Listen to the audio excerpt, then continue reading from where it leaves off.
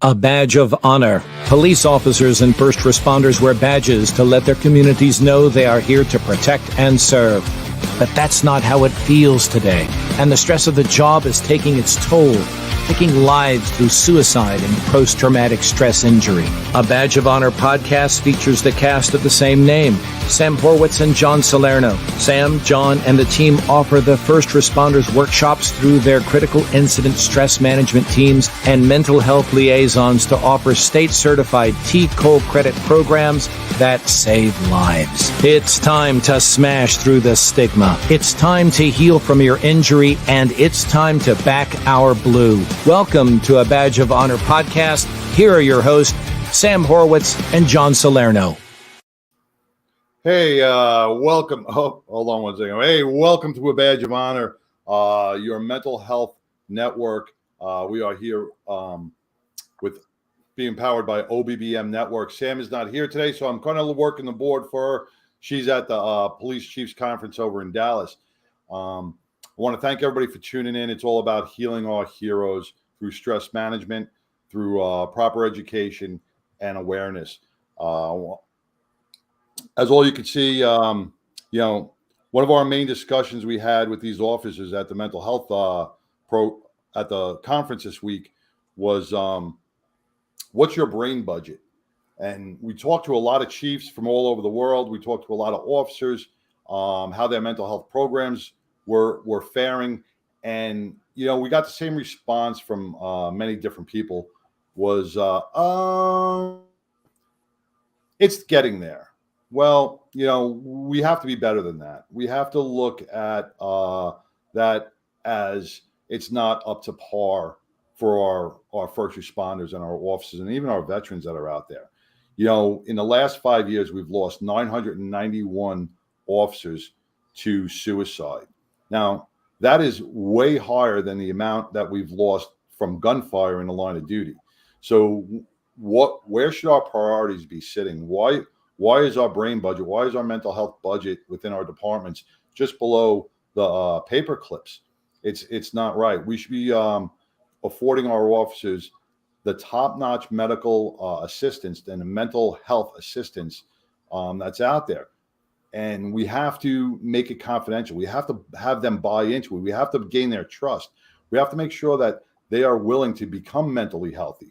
And if we don't have chiefs, if we don't have the upper brass that is behind this, our officers won't be behind it. Just think of it as an officer. If your chief comes out and he's holding his vest and he goes, "This is a top of the line class 3 vest or class 4 vest. It will stop anything." You know what? The officers are going to trust it because the chief says it's good, right? We need our chiefs to stand up at roll call, at however you guys, whenever you guys meet, and turn around and say, "Hey, listen, if anybody's struggling, I'm here." We got to be open door chiefs. We have to be able to read and talk on a level to our officers that make them feel comfortable. And today I want to welcome our guest, Chris Payne, who has years and years of experience under his belt dealing with many first responders and many veterans. So I want to welcome Chris. Hey, Chris, how you doing? I'm good, John. Thanks for having me. How are you? Very good. Chris is the director of the North Texas NAMI organization. He's a U.S. Army medic. And, Chris, you have so many of these letters behind your name, but it's crazy. It's the CS, it's LCSW, SPT, CISM, and QPR, and MOUSE. Some of the, and what gets me is, I'm in the field where I should know what these terms mean, and I am uneducated in some of these terms. And yesterday at the convention, we were talking to some of the officers about even EMDR, and the officers that were in the field were they had no idea what it is, or they heard those acronyms but didn't know what it can do and how it can benefit different officers. So I want to welcome you to the show, and hopefully we can clarify all this, wrap it up in a nice package for our officers out there, and give them the education and awareness they need. Absolutely. So let's kick off real quick and let's talk about being a U.S. Army medic. How long did you serve? And people hear of infantry. They don't know what an Army medic does. Well, trust me, infantry knows what an Army medic does because they're friends. But I was in the Army, 68 whiskey, which the technical term for that is healthcare specialist, but the colloquial term is combat medic or just medic. I was deployed to both Iraq and Afghanistan. Iraq was Kirkuk, Iraq in 2009, 2010. And then Kandahar, Afghanistan was 2012, 2013. All of that was in the same unit. I was in 6-1 Cav, which was part of 1st Armored Brigade, 1st Armored Division. So that was based out of Fort Bliss right after I was in the unit as it was standing up after it had moved from bomb holder Germany. So a U.S. Army medic goes out on all the patrols. They are the life-saving. So sometimes they go on patrol. So in Iraq, I was a field or line medic with our mechanics. So I went out on all the recovery missions. I went on log pats, which was convoys to resupply a patrol base that we had down south of us. Some QPR missions, such QPR is, or not QPR, QRF. More acronyms. More acronyms. The rapid response team, calling the cavalry. That's what QRF was. Okay. And then a couple of other types of missions that I went on. Ended up accumulating a little over 320 hours outside the wire. And then in Afghanistan, by the time I got to Afghanistan, I had already hurt my knee. I'd already hurt my lower back. So they put me in the aid station in Afghanistan. So I only had 4 hours outside the wire in Afghanistan, 2 hours going to my new home at Camp Nathan Smith, and then 2 hours coming back to the CAF airfield when we left. But I spent the whole time there on the base in the aid station, and my primary role was a clinical medic, and then secondary role was a triage medic. So whenever we had casualties coming in, my job was to go outside and triage everyone coming in the door, determining who came in first, who came in next, who went around the corner to go talk to the chaplain, etc. Man, God bless you, man, because that's probably one of the hardest jobs that's out there. When you triage and you're the one that's going to say who goes first, who goes second, who's savable and who's not savable. Those are some hard decisions for any human being to make in such a tense situation. And I thank you for your service. Man, God bless you for what you do and what you've gone. You're worth it as well as everyone who is listening. So it was my honor to do it for you guys. But you took all this traumatic experience, all this trauma that you've incurred, and you've put it to some good use. You really have when you came out, and now you're helping others. And we're going to talk about North Texas NAMI Association that you're the director of, how you are bringing forth the mental health healing for our first responders. Yeah. Quick break. We'll come back with the NAMI North Texas organization. Move freely, America, without medical restrictions or penalty. Without medical freedom legislation in place, our rights and freedoms are one vote away from being dissolved. Move freely, America, with one voice, without fear of retribution, achieving a common goal, medical freedom.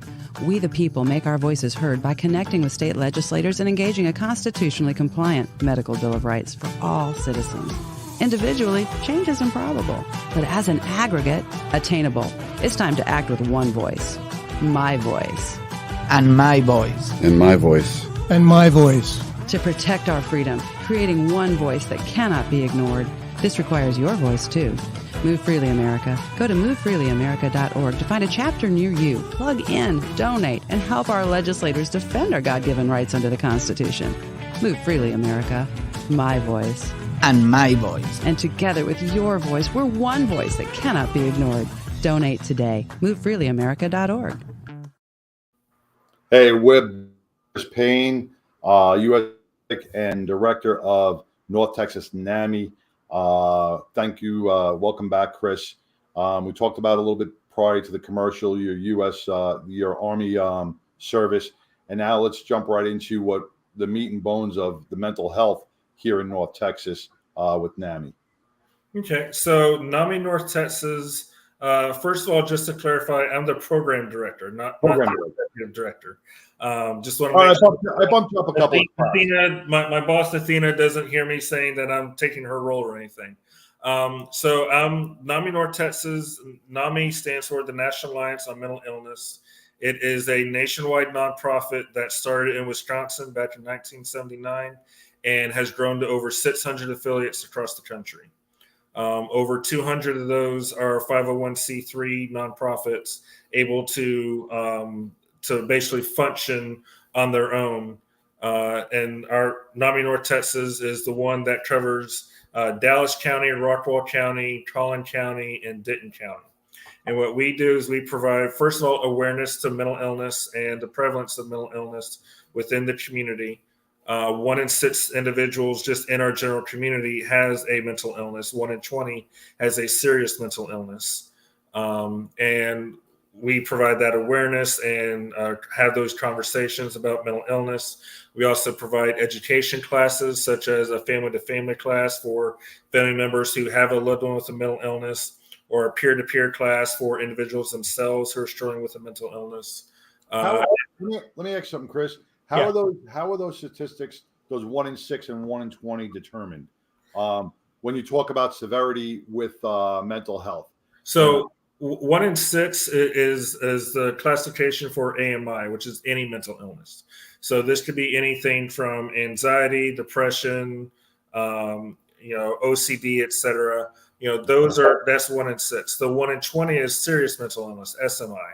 And that is going to be for like clinical depression or schizophrenia, or generally the way that's thought of is if it's something that is hindering or has a negative impact upon your life. So that's where the class or the line is drawn between the two with AMI and SMI. So when you look at 1 in 20 individuals are really battling a serious mental illness. Mm-hmm. And they may or may not be getting help for it. Most of them are not getting help for it.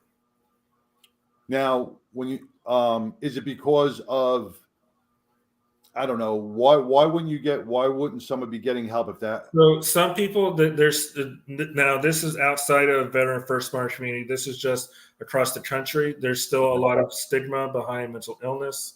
There's a lot of stigma behind, feeling weak or vulnerable, or feeling like I have a problem or I'm somebody else's problem. Some people, there's a socioeconomic side of it where they know they have an issue, but they can't afford any type of insurance or any medications or going to see a therapist or something like that. So their ability to be able to finance and pay for services limits them from being able to receive treatment. There's all sorts of different things out there that could hamper. There could be religious beliefs. There could be family and cultural issues. Some cultures are more likely to not seek professional care and stay within a peer group or something like that. So there's all sorts of reasons why someone may not seek out mental health care. So when you talk about that 1 in 20, right, that also encompasses our veterans and our first responder community, because they are human beings and people. Mm-hmm. So when we talk about our first responders and our vets that have to deal with not only the traumas of everyday life and the stuff that they see and respond to, we're looking at other underlying mental illnesses that may, like OCD or something like that they may be battling as well. Yeah, you could take, that 1 in 20 is for the average everyday American. Okay. That's the average everyday American who doesn't have mandatory, overtime, who doesn't have trauma from, responding to multiple motor vehicle accidents on any given night, who doesn't have relationship issues, who doesn't have, alcohol and substance use issues, all of that stuff that are common in the first responder world. And that they have all of that on top of what regular civilian issues are, which is that regular 1 in 20. So everything just kind of becomes multiplied because they have all those regular issues, and then all of the issues that are either directly or indirectly related to their careers.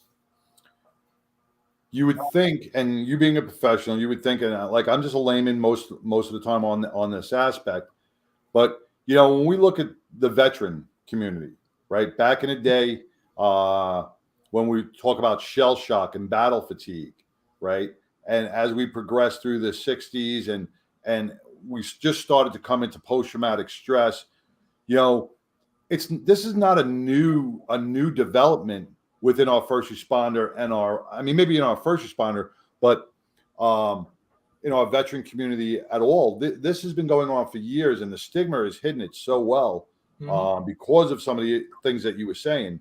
But why hasn't I know you probably don't have the answer, or you'd be able to save the world, but what's your personal opinion is why are law enforcement, our firefighters, our first responders, and our veteran associations not taking this seriously enough to really make it available for our men and our heroes?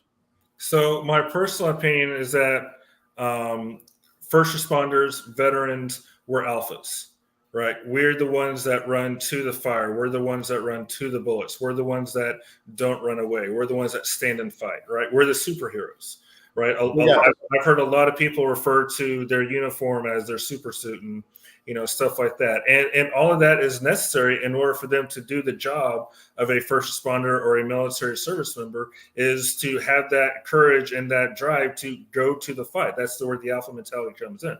Right. Or that alpha mentality that is drilled into us in basic training, is drilled into us in the police academy, is that vulnerability equals weakness. Right. So, the illustration that I use all the time is comic book heroes, right? Because, we're all about, the superhero and all of that. Take Superman as a great example. Superman is the quintessential superhero. Every man wants to be Superman. Every woman wants to be with Superman. I'm Batman. I'm Batman. So I'm a Batman guy. But that's because you understand mental illness, right? So right. Superman is the greatest out there. But he's also not human. Right. Right. So that's essentially an idea of what we want to be, but we can't be that. Instead, we are Batman, someone who struggles with post-traumatic stress and depression. We are Thor, someone who, as Marvel has termed it, someone who struggles with PTSD and alcoholism. We are the Incredible Hulk, anger management issues. We are Peter Parker, with anxiety and grief from loved ones dying. We're Iron Man. We're narcissistic, philanthropist playboy who also has PTSD and guilt and grief, right? A lot of these superheroes that we look to, whether it's in the Marvel comics or the cinema or whatever, that a lot of us try to emulate with the whole alpha mentality. All of them also have issues, and sometimes they don't address them, as we've seen in some of the comics and some of the movies that have been addressed, and there are negative consequences to that. Now, unlike all those superheroes, our first responders and our veterans have to shed our uniform at one point in time. Mm-hmm. We have to take that suit of armor off, right? But for a lot of us, that becomes our identity. Yes. And that right there puts us into that continuous hypervigilant state, because now even the simplest tasks of going to the grocery store, we have to have a weapon on us, where our heads are on a swivel, and we can't even walk through the supermarket without a high level of anxiety that something's going to happen. When your normal day is everybody else's abnormal day, on your normal day, you start looking for the abnormal. You start looking for the negative. You start looking for what is out there that is going to harm you, because that is your normal day. This is called conditioning. We see this a lot in therapy when it comes to classical conditioning. When you see something over and over and over, that becomes your norm. that is what you look for, to the point that when you don't have it around you, you become uncomfortable because this is a new and completely alien situation for you, because you're used to being down there in the muck and the blood. Now, as a first responder or a veteran, right, if you can never achieve a safe space besides your home, right? So say you're home and your alarm systems, you're in the security of your home. But if you go out and you can never feel actually safe, right, that keeps your brain, and correct me if I'm wrong, into your midbrain, into that cortisol dump, because you're always watching out for the threat. Yeah, your amygdala is the part of the brain that controls your fight or flight, and it's never able to shut off, which means that you're never able to relax, which means that you're never able to. It also is where a lot of your major emotions are processed. So you're never able to really function without having an emotional response, which we're taught to block all sorts of emotional responses. So that creates that conflict within the brain that leads to a lot of the issues that we struggle with. So we're looking at a huge domino effect on this, not only with the mental health issues, right? So now all this and that constant rush of cortisol into your body, adrenaline into your body's got to have physical effects and medical effects to high blood pressure, diabetes, arthritis, stomach gastration problems, all these different medical issues on top of it. So how do we stop that? How do we kind of get our brains to get out of the fight or flight and bring it back into the prefrontal cortex where our reasoning is? So that's where a lot of different therapy styles like EMDR and CPT come into play in helping us to disengage that part of the brain and learn how to re-engage the logical processors like the prefrontal cortex, that, like you mentioned, et cetera. A lot of those therapy styles help us to learn how to do that, both in the therapy session itself and then also outside in the real world, so that you can kind of take it with you, because it's as long as you're in the service, whether it's the fire service, law enforcement, military, you're going to be running 9,000 miles an hour, because that's the part of the life. Being able to learn how to shut that off is going to be easier to do once you get out, or not easier to do. Once you learn how to do it while you're in, it's easier to be able to do once you get out as well. All right. And we want to talk about a little bit of the tactical decompression and EMDR a little further. Oops, excuse me. Once we get back from this break. What is the role of American government anyway? Is the role of government to decide where I can go and where I can't?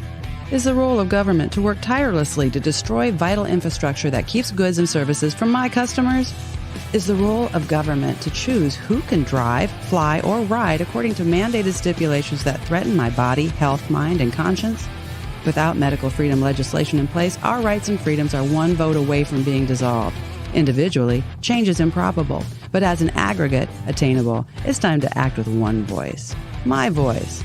And my voice. And my voice. And my voice. To protect our freedom, creating one voice that cannot be ignored. This requires your voice, too. Your voice, your feet, your vote, not just at the ballot box, but training to be a poll watcher, precinct chair, judge, or early ballot counter, so you're doing all you can to protect the fairly counted American vote. Move Freely America. Go to movefreelyamerica.org to find a chapter near you. Plug in, donate, and help our legislators defend our God-given rights under the Constitution. Move Freely America, because my voice And my voice. together with your voice, we're one voice that cannot be ignored. Donate today. MoveFreelyAmerica.org.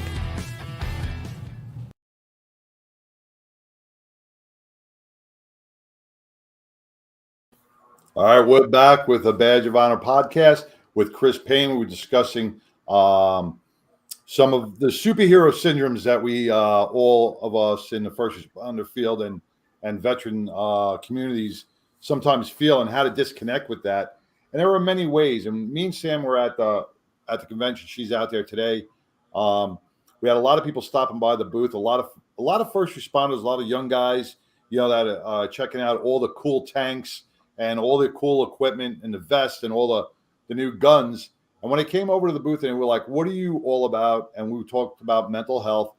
and we started talking about EMDR and brain spotting and certain tactical techniques that you can do in your own patrol car, 30-second to 2-minute techniques that can bring you out of a hypervigilant state after a bad call. And a lot of them were very uneducated in the EMDR aspect. So if you can help us out with that, Chris. Sure. So EMDR stands for eye movement desensitization and reprocessing.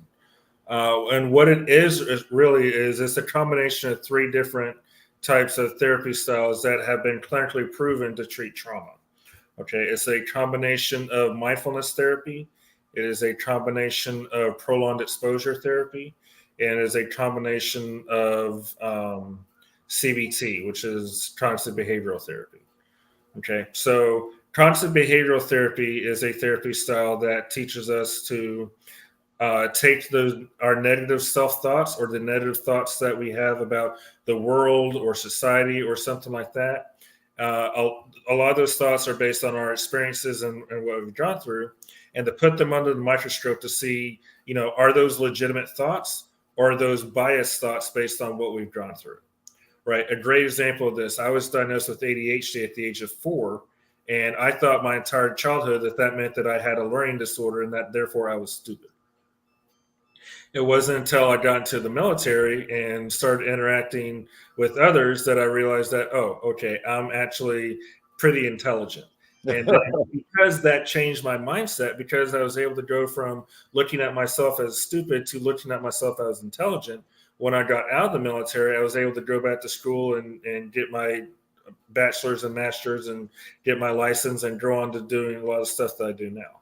So CBT helps us to take those ideas of how we view ourselves or how we view the world and really look them under the microscope. It's called Socratic thinking, kind of using Socrates type of logic and reasoning when it comes to that.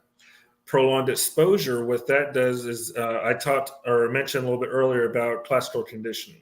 What prolonged exposure does is it exposes us to a negative stimuli, and it does it over and over until the negative response that we're used to is kind of subdued to where we don't have a negative response anymore. So like an anger outburst, would that Correct. be? So a great example would be like arachnophobia, someone who's afraid of spiders. Okay. Right. I might start with, just talking about spiders, and someone's gonna be like, oh my gosh, spiders. We can't talk about that, until they're finally able to have a conversation about spiders without getting all heebly-jeebly about it. Right. And then we go from talking about spiders to looking at a picture of a spider until, we're able to have a rational conversation while looking at a picture of a spider.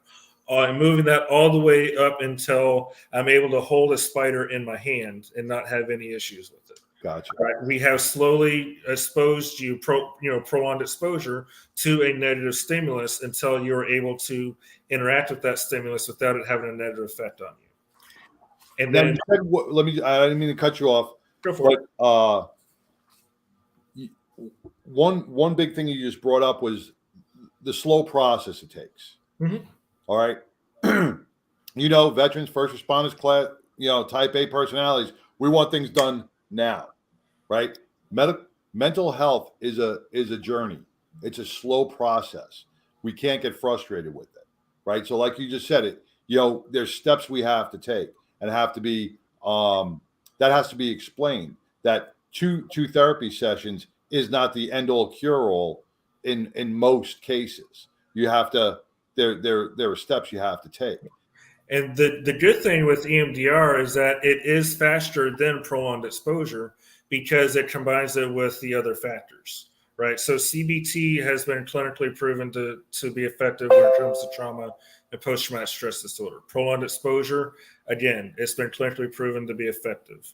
Then the mindfulness comes in. The mindfulness is being able to ground ourselves in the present so that we are not.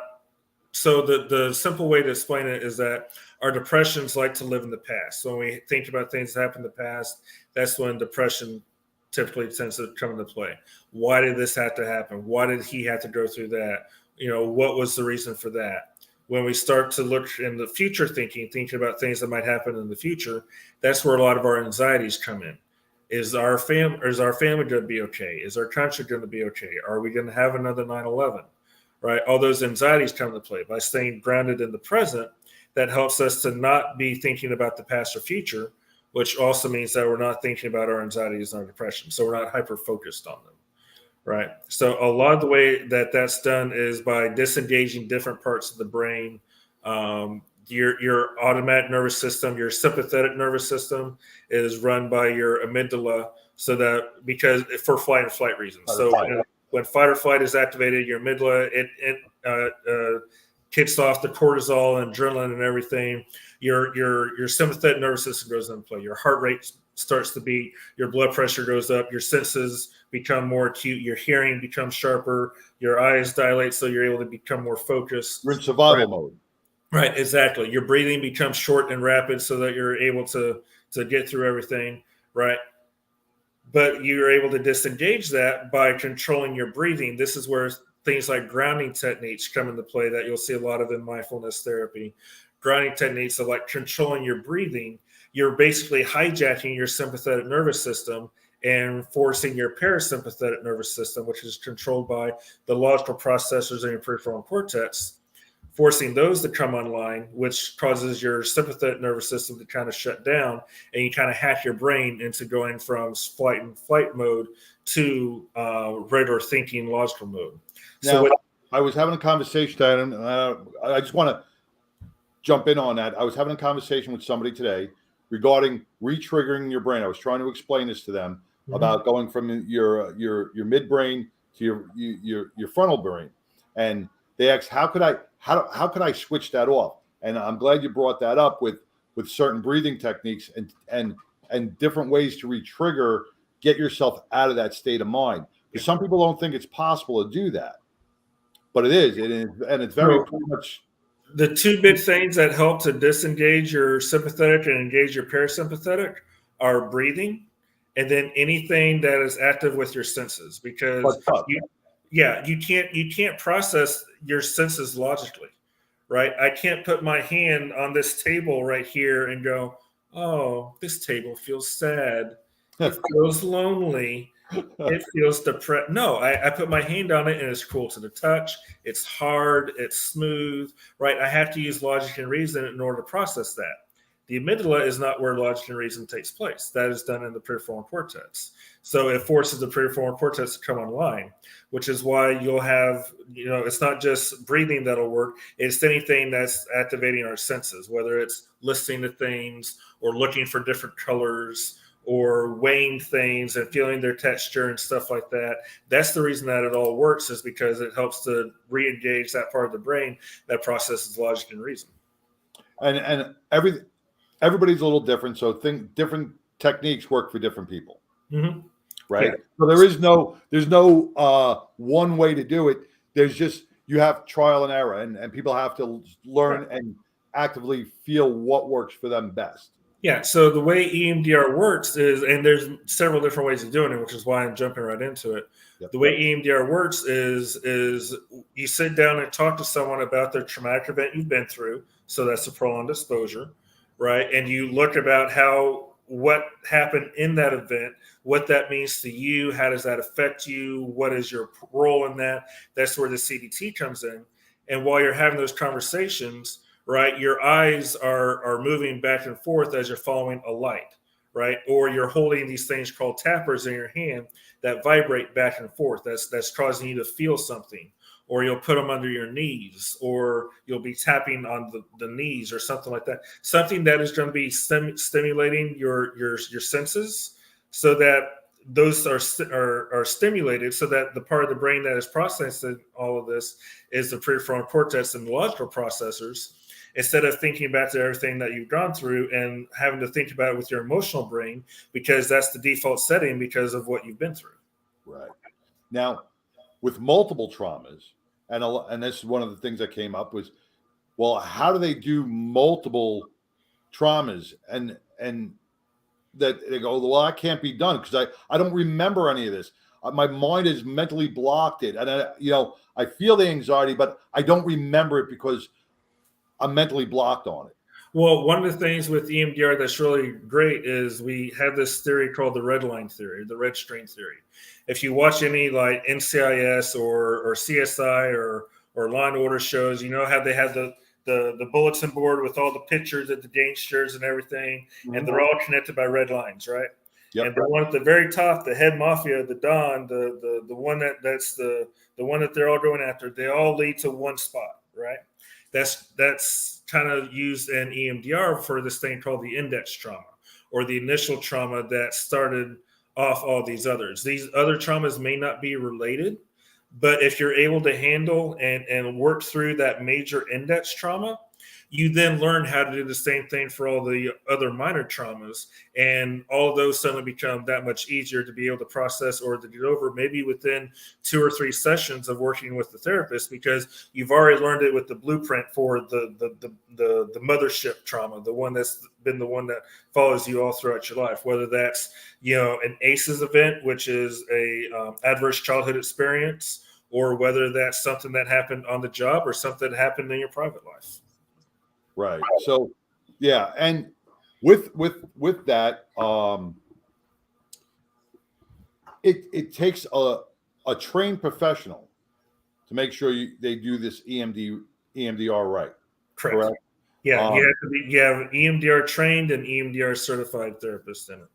So, if somebody's out there and they're looking to maybe have this process done, is there certain things they should look at? How long you've been trained, or there are certain things that they should look at to make sure that they're getting the right process or the right treatment? Well, the one thing you want to make sure is that the governing body, so if a clinician claims that they have gone through and they're trained in EMDR. Okay, great. What's the governing body? So the governing body for EMDR is called EMDRIA, which I don't remember off the top of my head what EMDRIA stands for. But that's the governing body that governs the use and teaching of EMDR. And they have special certifications. I have an EMDRIA certificate. So you're going to be looking for individuals who have gone through and have been trained by EMDRIA, or someone who has been trained by EMDRIA to provide this training in this lesson plan. And that also has the certification to back it up. Okay. All right. So, I mean, the vetting process is very important, because you want to make sure there are a lot of people. You don't want to talk to somebody who watched YouTube while staying at a Holiday Inn Express last night. Exactly, because that can cause more damage and get you more frustrated and everything else. So you want to make sure you do your proper research. Are there websites they can go to make sure that the person is vetted? So I believe it's either emdria.com, EMDRIA. It's either emdria.org or .com. I can't remember off the top of my head. You can probably Google it. And they have a database of clinicians who have gone EMDR trained, EMDR certified. And then there's also a lot of people that train and provide that certification throughout the Metroplex. And you can go and talk to them about what that process looks like, how they are able to look someone up, et cetera. All right. Well, we're going to take a quick break. We're going to come back. We're going to talk about NAMI, North Texas, and what the resources and what you guys offer our first responders here at home. Interested in starting a podcast or TV show? Worried about what you'll say and how to keep it engaging? Think you'd like to be a guest on podcast, radio, or TV shows? Hi, I'm Susan Hamilton, owner and founder of OBBM Network, and I would like to invite you to an OBBM media training to get the tools you need for a relaxed and polished performance you'll be proud to share.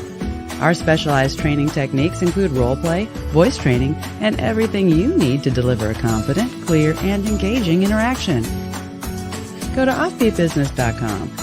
Go to the calendar and register for a training that's convenient for you. Dates available now, 214-714-0495. Hey, we're back with a Badge of Honor podcast powered by the OBBM Network. We are talking with Chris Payne, program director of NAMI North Texas, U.S. Army medic.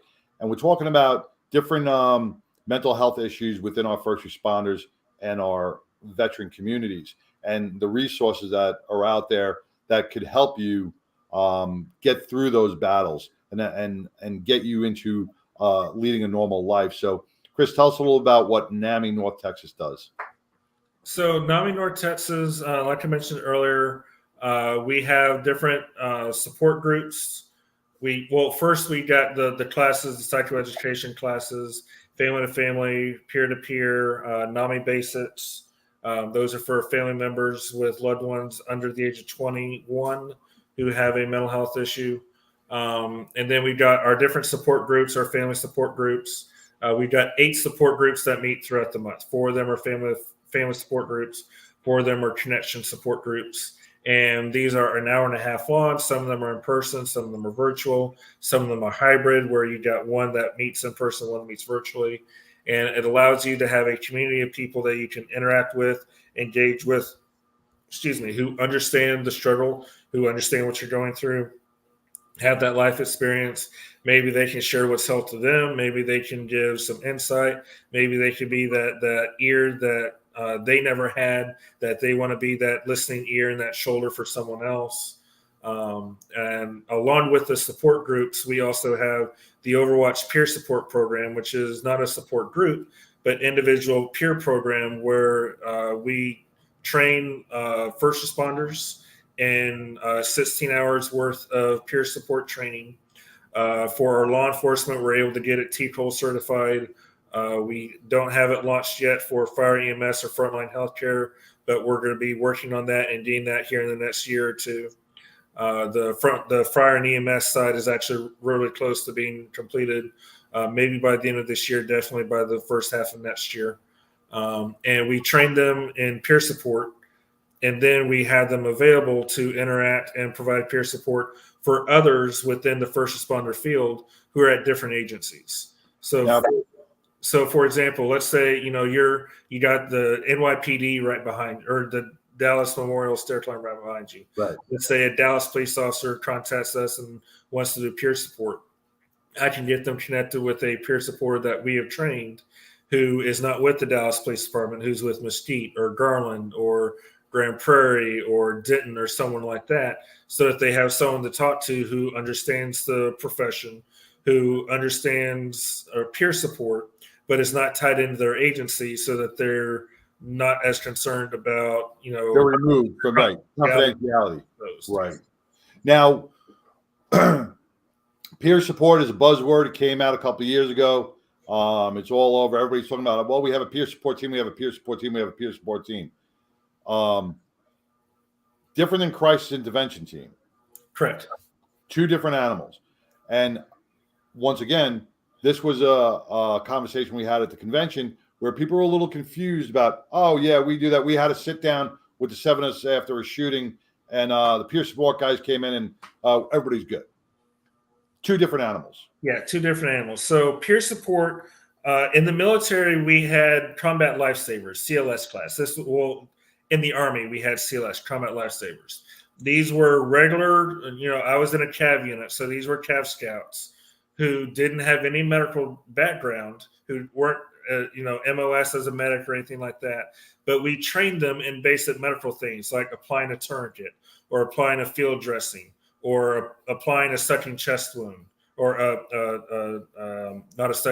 don't apply the sucking chest wound, but apply the bandages for a sucking chest wound, learning how to push a needle dart, how to give an IV, right? We trained them in how to do that so that when we go on missions, I have other people around me that can help me while I'm treating casualties. And, oh, yeah, I just went down. Now, fortunately, I've got people around me who are trained, who know how to take care of me so that I don't die, right? So this was CLS. This was, it wasn't, they didn't have an EMT license, but they were trained by EMTs in how to save a life. Peer support is much the same way. It is preventative medicine. Preventative medicine is the idea of, if I can stop something from happening, I don't have to treat it in the long run. That's why in the military, we would always, check on guys, make sure they're drinking water, changing out their socks, calling home, etc. Right. Same thing here. We're making sure that, when we see guys and gals who are maybe struggling, or they recognize that they're struggling and they ask for help, we're there to help them to, help them figure out, okay, you're having some financial issues. What can we do to figure that out? Okay, you're having some relationship issues. What can we do to figure that out? Okay, you're having some some responses to trauma. What can we do to figure that out? It's much more of a process of, I meet and interact with you multiple times over, a month or a year or something like that to kind of track and make sure that we're staying on the right track, as opposed to, a crisis intervention where, okay, I come in, I do my CISM debrief, everyone is good. Okay, now I can get you connected to resources like peer support in order to make sure that you are maintaining that baseline that you have returned to. Now, right? it'd be up to the peer support member after the crisis, right?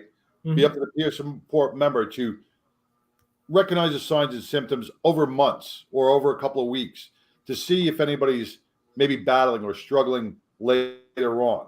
Correct? Correct. And report and be able to approach and report those things, right? Yeah, as opposed to someone who does crisis intervention and they're right there for that one moment in time in that one place, talking to that one person, and then poof, they're flying off to the next scene. Correct. So they are not there to diagnose you. They are not there to help you through it. They're exactly it. They're there basically to make sure that you're stable and that you're okay, so that you are, are you a risk to yourself? Are you a risk to others? No. Okay. So here's some resources to make sure that you stay that way, including peer support.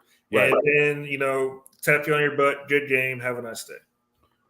All right. And now you want to take a step further, right? Let's go into what you do. So now I want to get out of the department. I don't want anybody to know. Because I'm not really trustworthy on my confidentiality. So I want to seek some outside help. So now I'm going to come to Chris. What is Chris going to do, and how is Chris going to offer me help? So along with being, the coordinator of the Overwatch program at NAMI North Texas, I'm also in private practice, Azimuth Mental Wellness. So anyone in the military or who has done land nav knows what an azimuth is. An azimuth is something that you with a compass that you shoot an azimuth in order to determine your heading or determine whether you're going in the right direction. So that's where the term azimuth mental wellness comes in. Shooting your azimuth to stay the course. Stay the course is a nod to the organization that I originally started with when it came to providing services to veterans and first responders. Stay the course mental wellness. So wow, yeah, I learned something new that name had meaning behind it. Yes, yeah, that name totally has meaning. I'm a very meaningful and sentimental guy. So that's good. And it's great that it's explained that way. Yeah. So I am trained in EMDR. I'm not certified in EMDR. I'm working on that, but I am trained in EMDR. And I had the EMDR certificate to illustrate that. I'm also trained in CPT, which is cognitive processing therapy, which is a variation of CBT. So a lot of logic and rationale.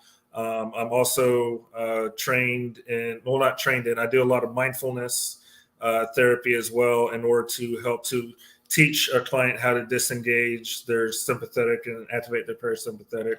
To get out of that trigger. Yeah, so I've been doing this I've been licensed since January of 18. So I've been doing this for almost 5 years. Got into this because of all the suicides that I saw in the military. I myself had a suicide attempt in 2011, the year after we got back from Iraq. And as a medic, my job is to keep my soldiers, my Joes alive. So when they're taking their own life, I have a hard time accepting that. So I got into the mental health field in order to combat suicide, and originally wanted to work with veterans. And then as I was working with veterans, I saw the need that first responders had tremendously, but no resources. First responders had very little resources as opposed to veterans who had all sorts of resources. So I'm like, okay, well, I'm going to go in with first responders as well. So that's how I got in with being a medic and having an EMT license for 8 years. I kind of talk a little bit of the medical lingo with a lot of the fire and EMS guys and a lot of the law enforcement personnel who are also EMS certified. So even though I'm not blue line or red line or gold line, I have enough of a green line to be able to, it may not be the exact same circumstances, Right. But you've been shot at. I've been shot at. I've been blown up. You may not have been blown up, but we both have, scars and tattoos. We both have been through 2 divorces. We both have had our own issues that have led us to dealing with the trauma that we've gone through. So it may not be the exact same issues, but I speak, Mexican Spanish. You speak Castilian Spanish. We're able to communicate. Let's get this taken care of. I want to bring up a good point. I just want to tap off that as soon as we come back from the message from one of our sponsors. Every business needs a dependable junk hauling service to keep their property clutter-free.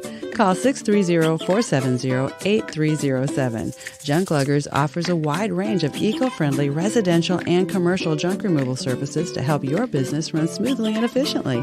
Book your no-obligation estimate with Junk Luggers today. Banks and credit unions have unique junk, and Junk Luggers knows the business. Professional organizers, senior living communities, we're helping everyone clean up and start new. If you're redecorating, remodeling, or getting ready for new tenants, Junk Luggers will donate, recycle, and do our best to keep it out of the landfill. Call 630-470-8307. That's 630-470-8307 today. All right, welcome back to a Badge of Honor podcast. Junk lovers, first responders love to carry all that junk in your head, man. Go to Junk Luggers and like Chris, they'll help you remove some of the junk that you're carrying around that's causing so much damage to you. We talk about knowing the lingo and learning the lingo and being the person that is able to relate to our first responders and our veterans. We have a lot of, and I'm not disparaging anybody. I'm not saying that they're not well trained, but what I'm saying is a lot of our departments are hiring outside, right out of college, social workers to help with a 20-year veteran who's battling, and the "I know how you feel" words don't resonate as powerful as something like you would resonate. So when I go to see a EAP officer that has never done a day in the street or has never been in the military, how do you relate with me? You can't on those aspects. That's why having you know what they feel. You speak the lingo. You've walked in their shoes. You've come out the other side of your journey, and it helps tremendously in the healing process with veterans and first responders. Yeah, I mean, we're a very close-knit community. We're not going to talk to just anybody about our issues because, 1, we don't want to scare them, and 2, we don't want them to look at us like we've got 3 heads growing out of our shoulders. Right. So we're going to be very cautious and very careful about who we talk to. But I've had several conversations with different first responders about going to different therapists and start talking to them about their issues. And the therapist is like, "Hey, I need you to stop. I can't handle what you're telling me." Right. So they never went back to therapy because they thought that all therapists were like that. So, it is important that we find people who are culturally competent, who are able to understand the trauma and be able to understand what a lot of the lifestyle causes a person to go through, either traumatically or non-traumatically, in order to be able to be someone that a first responder or veteran would be willing to open up to. If I'm not willing to open up to you, I'm definitely not going to get help. If I'm willing to open up to you, the chances of getting the help that I need in order to regain my life increase dramatically.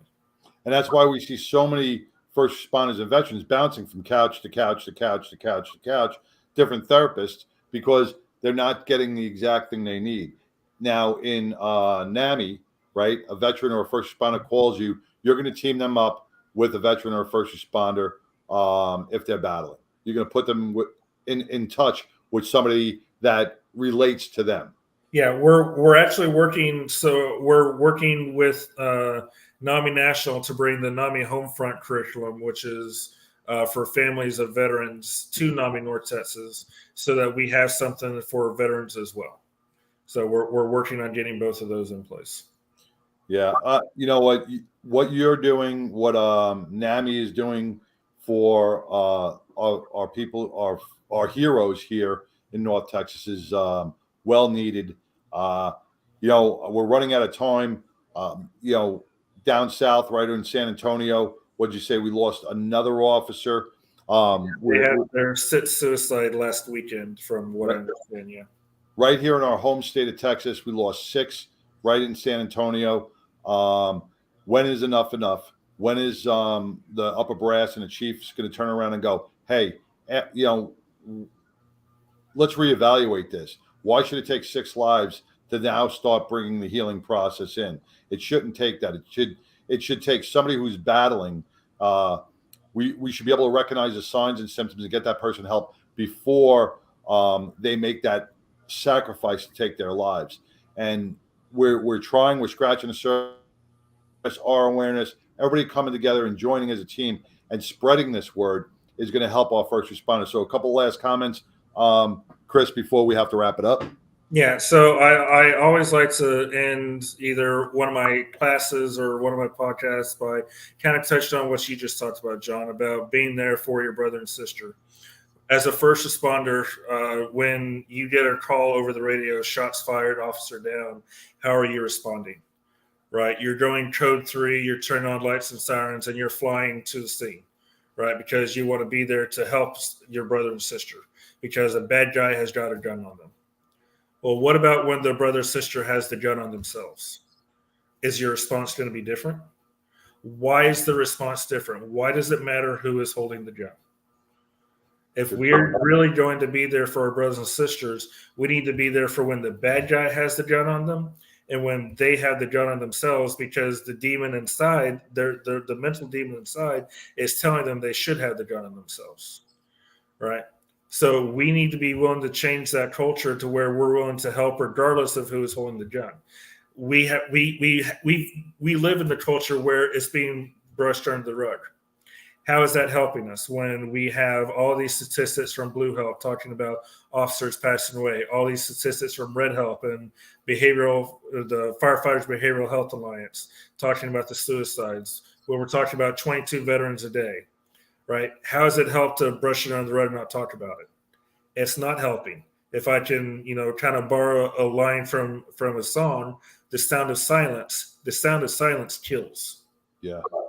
All right. So we need to be willing to talk about it, and we need to be willing to come there and help our brother and sister, regardless of who has the gun on them, whether it's the bad guy or themselves, the good guy. We need to have that conversation.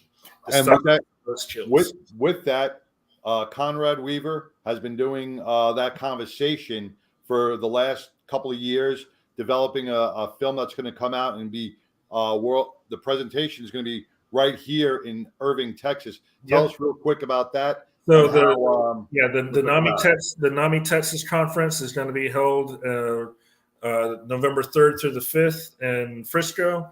The kickoff for it is going to be the world premiere for PTSD 911, which will be at the Irving Arts Center on November the 3rd, which is a Thursday night at 7 o'clock. You can find out more information, ticket sales, etc. Go to NAMITexas.org or NAMINorthTexas.org and look up the 2022 state conference, and you'll get more information there. Yeah, and that's open to everybody. Look at it's an impactful film. It brings real life, real first responders captured on film, sharing their stories, sharing their battles. This is going to be an emotional breakthrough film for a lot of people. I think Conrad did an amazing job. I've watched a lot of the trailers. So go to PTSD, the movie, and check out the trailer. Chris, you provided valuable service. I want to thank you for everything, and hope Dale's allergies get better with our Texas weather. He's sleeping right now, so the allergies aren't bothering him right now. All right. So once again, Chris, thank you so much for joining Badge of Honor podcast, and we'll see you soon. Of course. Thanks for having me. Appreciate it, John. Take care, brother. Bye. Bye. So, man, that was Chris Payne. If you are battling, if you're a brother or a sister out there battling, please reach out to Chris or NAMI or the NAMI North Texas Network and be hooked up with somebody that will help you get through your battles. We all battle. It's okay to battle. It's okay not to be okay, but it's not okay to stay that way. All right. When we talk about a conversation, when we ask our brothers and sisters if they're okay and their response is, yes, I'm okay, and something's up, do a follow-up. We can't leave the conversation as, Oh, okay. He said he's okay. You know he's lying. You know they're lying. So follow up. Get to that uncomfortable spot with your brother and sister. We go into battle. We can talk about the hard stuff. We can talk about we can cry on each other's shoulders. We are allowed to do that. Become vulnerable. All right. Let yourself be transparent with others. That's the only way you're gonna heal. Because if you don't, your bucket's gonna fill up after a 20-year career. You're gonna be sitting on the couch watching Judge Judy in retirement, and this is all gonna come pouring out. All right. We don't want that to happen. We want to empty that bucket every so often, and we know it's gonna refill. But if we keep emptying it, we're not gonna overflow, and we're not gonna hit that spiral down that rabbit hole where we can't return. So what we do here in North Texas, we do it in Montana, we do it in Chicago, we're doing it in England, London, England, is that we walk the bridge on the 22nd of each month. I want you guys to go to #WalkTheBridge. Let me see if I can find where I put that. There it is. Go to that website, walkthebridge.org. Okay, join us on the 22nd of every month. If there's a location near you, get connected with your first responders and your veterans. Walk, get out moving, get off the couch. Movement is good. It's good for your mental health. And we hope to see you there. I want everybody to stay mentally healthy. This is John. I know Sam's not here tonight, but we're wishing you all, if you could be anything in this world, please be kind, stay mentally healthy. Thank you, Chris Payne, for joining us, and we will see you next week. Once I can find the off button here. Huh.